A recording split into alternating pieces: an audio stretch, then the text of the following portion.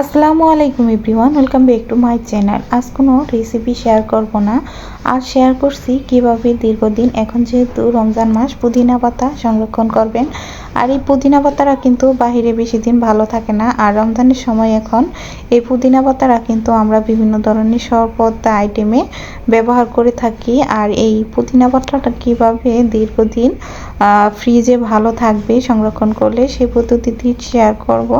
আশা করি ভিডিওটি আপনাদের কাছে ভালো লাগবে। যদি ভিডিওটি ভালো লেগে যায় তাহলে আমার চ্যানেল সাবস্ক্রাইব করে পাশে থাকা বেল আইকন ক্লিক করে অল অপশনটা চালু করে দিবেন। এতে করে কোনো ভিডিও ছাড়া মাত্রই আপনাদের কাছে নোটিফিকেশন চলে যাবে।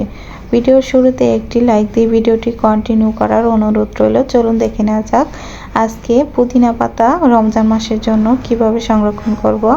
আমরা অনেকেই আছি বিভিন্ন ধরনের শরবতে পুদিনা পাতাটা ব্যবহার করতে অনেক ভালো লাগে, পুদিনার ঘ্রাণটা অনেকেই পছন্দ করেন। তো তারা কিন্তু চাইলে এভাবে সংরক্ষণ করে রাখতে পারেন। বাজার থেকে পুদিনা পাতা কিনে নিয়ে আসলে কিন্তু একদিন থাকে, তারপর কিন্তু নষ্ট হয়ে যায়। আর এই পুদিনা পাতাটা বাজার থেকে আনার পর কিভাবে বেশ কিছুদিন সংরক্ষণ করে খেতে পারবেন সেটি শেয়ার করছি।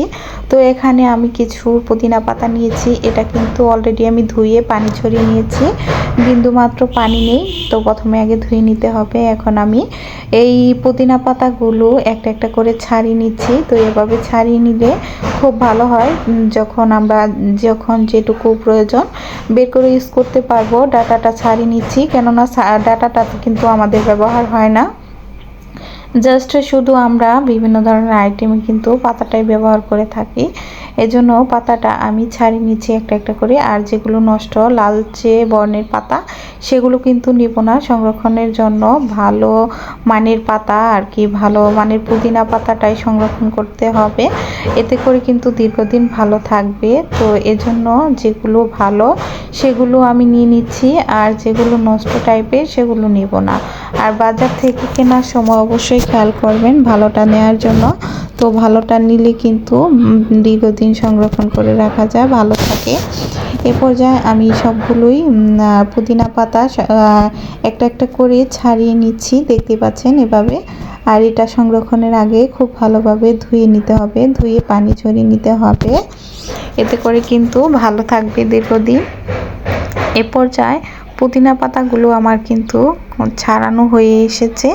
এবার আমি দেখিয়ে দিচ্ছি এটা কিভাবে আপনারা সংরক্ষণ করবেন, কিভাবে সংরক্ষণ করলে দীর্ঘদিন ভালো থাকবে ফ্রিজে। তো বিভিন্ন ধরনের শরবতে পুদিনা পাতাটা ব্যবহার করি, এটা ভালো লাগে। তো আমার মতো যারা পুদিনা পাতাটা পছন্দ করেন বিভিন্ন ধরনের শরবতে ব্যবহারের জন্য, তারা কিন্তু এভাবে সংরক্ষণ করে রাখতে পারেন।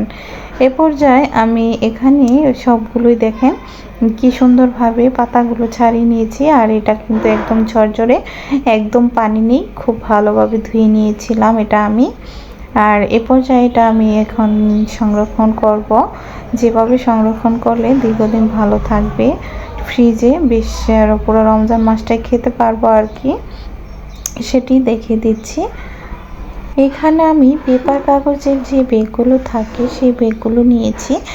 এইরকম ব্যাগে ধনিয়া পাতা বলেন, পুদিনা পাতা বলেন, সংরক্ষণ করলে কিন্তু দীর্ঘদিন ভালো থাকে। এ পর্যায়ে এখানে আমি অল্প কিছু পুদিনা পাতা দিয়ে দিচ্ছি, যেটুকু লাগে আর কি, দেওয়া যায় আটবে আর কি, সেটুকু দিয়ে দিলাম। তো পর্যায়ে আরও একটি ব্যাগ নিয়েছি, আমি দুইটা ব্যাগে সমান সমান করে পুদিনা পাতাটা দিয়ে দিচ্ছি। এরকম ভেঙে পুদিনা পাতাটা রাখলে অনেক দিন ভালো থাকে। আর যদি পানি ছেড়ে দেয় ব্যাগটা কিন্তু খুব সহজেই শুষে নেয়। এ পর্যায়ে এটা স্টেপলার দিয়ে লাগিয়ে দিতে পারেন, অথবা মুখটা চেপে বন্ধ করে দিতে পারেন। তো দুইটাই আমার কিন্তু প্যাকেট করে নিয়েছি। এখন আমি একটা বক্সে এই দুইটা প্যাকেট রেখে দেব। আর এটা বের করবেন যখন ইউজ করবেন, সাথে সাথে কিন্তু ফ্রিজে রেখে দিতে হবে, দীর্ঘক্ষণ বাইরে রাখা যাবে না, তাহলে কিন্তু দীর্ঘদিন পুদিনা পাতাটা ভালো থাকবে না। তো বের করার সাথে সাথে আবার ফ্রিজে রেখে দিতে হবে। তো এভাবে যদি পুদিনা পাতাটা রেখে দেন তাহলে পুরো মাস জুড়ে খেতে পারবেন। আশা করি ভিডিওটি আপনাদের কাছে ভালো লেগেছে। যদি ভালো লেগে যায় ভিডিওর এই পর্যায়ে এসে যারা এখন একটি লাইক দেননি, সবাই লাইক ডান করে দিবেন, ভিডিওটি সবার মাঝে শেয়ার করে দিবেন। আল্লাহ হাফেজ।